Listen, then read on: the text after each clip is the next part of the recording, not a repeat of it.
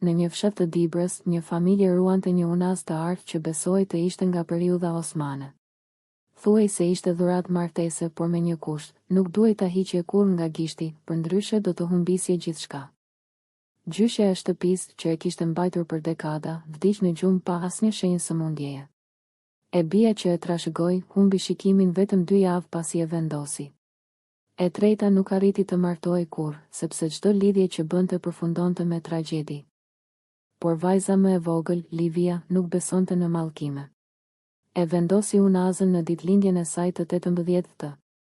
Brenda javës nisi të kishte makthe, të dëgjonte zëra dhe të shikonte gra të panjohura në pasqyra.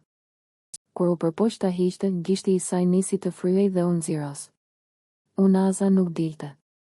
Vetëm kur një plak nga një fshat tjetër, e njohur për heqje mallkimesh, erdhi ta vizitonte, arriti ta hiqte me një ritual të vjetër që nuk u tregua kurrë.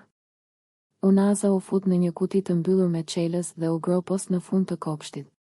Asnjë nuk e ka parë më që atë ditë. A besoni në objekte të mallkuara që kalojnë ndër breza? Shkruani mendimin tuaj në komente dhe abonohuni për më shumë histori të frikshme dhe të vërteta nga Shqipëria.